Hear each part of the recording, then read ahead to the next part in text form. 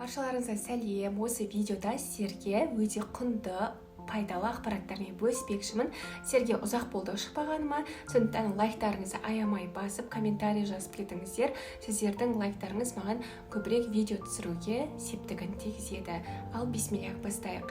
Осыдан 2 күн бұрын мен Ташкентке барып қайттым. Сол жерде мен намазханасына кірдім, яғни Ташкент Сити Молл деген әдемі үлкен торговый дом бар. Сол намазханасына кірген кезде әйелдер Құран оқып отырады. Қараңыздаршы, үсіп бос әңгіме айтып отырмайды, немесе басқа нәрсе істеп отырмайды да, Құран оқып отырады. Мен содан түсіндім, олардың иман деңгейлерінің жоғары екенін. Және де әйелдердің әрекеттеріне де қарадым, өте спокойный, сыпайы, бәрі жақсы. Ер адамдар да өте пысық. Айтады ғой, типа, олардың несін бас тастаған, эмоцияларын бас тастаған деп, жоқ, ондай емес. Эмоциясы басылған адам ол жертва состояниесінде жүреді. Ал оларда мен ондай байқаған жоқпын. Яғни оларда иманның жоғары деңгейін байқаған болатынмын. Және де адамдарда өте мейірімді, сондай болды. Және де бұл саяхатта жанында адамдар болды, қазақ адамдар болады. Олардың ішінде мен көп болса да, көп жанында қыздар жүрсе де мен олармен көп араласа алмадым.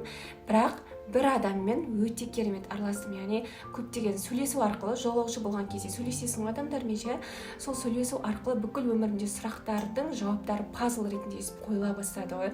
Сондықтан да айтады ғой, 100 досың болғанша бір сапалы досың болсын деген секілді.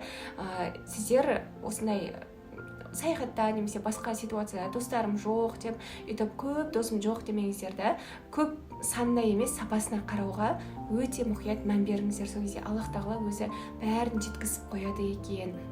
Және де бізде бір кішігірім авария секілді ситуация болды. Сол ситуацияда болмас бұрын айтылған әңгіме салауат туралы еді.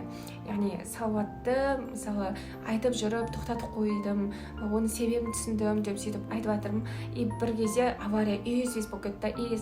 Аварияның алдында болып жатқан ситуацияны басқа адамдар айтып отыр да, мен салауат айтып отырмын деді, біреулер ішімізден айтып отырдық деп ше. Мен содан түсіндім, мен тоқтатып қойған салауатымды жалғастыруым керек екенін. Өйткені авария кішігірім болса да, шүкір Аллаға бәріміз аман есен қалдық та. Бірақ содан бір төңкеріс болғандай болды миымда ше, бұл салауат бастау керек деп. Бүгін Инстаграмда қарасам, салауат жарыс қайдан басталайын деп отыр да. Бұл Алланың берген үлкен сигналы болып тұрды. Өйткені жанында отқан жолаушы әпке айтқандай, шайтан адамды жақсы нәрсемен де азғырады. Мысалы, мен алдын жолы салауатты көңілім түсіп, настроением жоқ болып айттым ғой ше. Соны шайтан осылай азғырды. Сен тағы айтайын деп ма? Тағы айтсаң, сен тағы настроениең түсіп қояды. Қайтадан сөйтіп жүресің көңілсіз деп ше. Оның бәрі шайтанның арбауы, оған келмеңіздер. Жақсы нәрсемен азғырады дегенде осылай түсінуге болады.